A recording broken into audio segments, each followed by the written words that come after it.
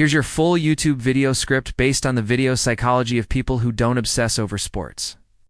The content explores why some people are just not into sports, the mindset behind that, and how it reflects personality and life priorities in an easy, engaging human tone, with humor and real-life examples to keep viewers hooked all the way through hook. Have you ever sat at a family gathering while everyone else screams about that last soccer goal? And all you're thinking is, cool. Can someone pass the samosas?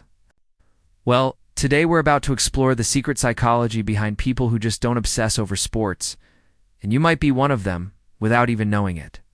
Imagine this. Everyone around you is glued to the TV, yelling at players. You've barely heard of debating penalties like it's the meaning of life, and you're just sitting there thinking about your grocery list. Does that sound familiar? Great, we're diving deep into why some people can't be bothered with sports talk at all. Welcome to the non-sports fan club. First, let's be honest. Sports culture is everywhere. Cafes show games, office chats start with match scores, and somehow even your neighbor knows more about last night's game than what you had for dinner. But for some people, sports is just background noise. Oh, And the psychology behind that is actually pretty fascinating. I won. Sports just isn't interesting, and that's okay. Not being interested in sports doesn't mean something is wrong. It just means your brain is wired to care about other things. Some people get much more excitement from learning, creating, exploring nature, or even watching paint dry. Hey, no judgment. This is more about personal motivation systems and how we allocate attention. Think about it like this. If life were a buffet, most people pile their plates with stats, rivalries, and fantasy teams. You might be heading straight for the desserts, the parts of life that truly excite you. Two different minds. Different priorities. Psychologists suggest that people who don't obsess over sports often have different priorities that aren't acknowledged in sports. Culture, like relationships, creativity, or intellectual pursuits, they might see cheering for teams as noise rather than something worth investing their mental energy in. It's kind of like being the only person in a WhatsApp group who didn't open the link. Everyone else is hyped, and you're just silent. 3 sports fanatics vs. the rest of us. For some people, sports are more than games. Their identity, community, even emotional investment. But for others, it's just not. And that's where this video's big idea comes in. Your brain might simply reward other experiences more strongly than it rewards sports engagement. It's not laziness or apathy, just a different mental reward system, like preferring a thriller novel over a sports documentary. Both have fans, both are valid. For a real-life example, family game night, picture this. It's Sunday afternoon. Your cousins are arguing about who should have been MVP, and you're just watching the popcorn, not the game, the popcorn.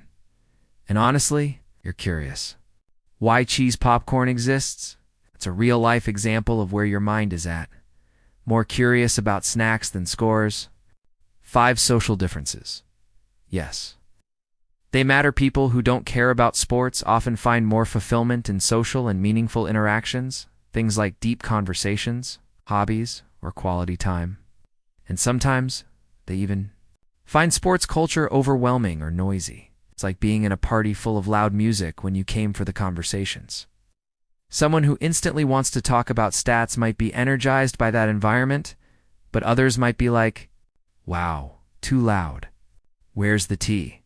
But wait, is I2 really just psychology? It's not entirely. Life experiences shape this too.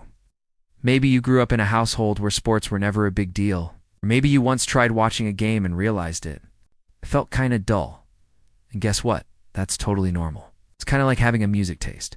Some people live for rock concerts, others prefer jazz lounges, and some just want a quiet room with a book. No hierarchy, just preference. The big takeaway: people who don't obsess over sports aren't broken, they're just different kinds of engaged with the world. Their brains are wired to find meaning in things other than athletic competition. And that's perfectly okay. The world needs diverse interests, otherwise we'd all just be yelling at the TV together, ending on a high note. So next time someone asks, why don't you care about the game? You can smile and say, I've got my own game. It's called life, and I'm winning. If you enjoyed this journey into the psychology of non-sports fans, Don't forget to hit like, subscribe, and drop a comment about the things you care about more than sports.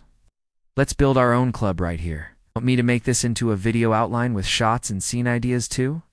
Just ask.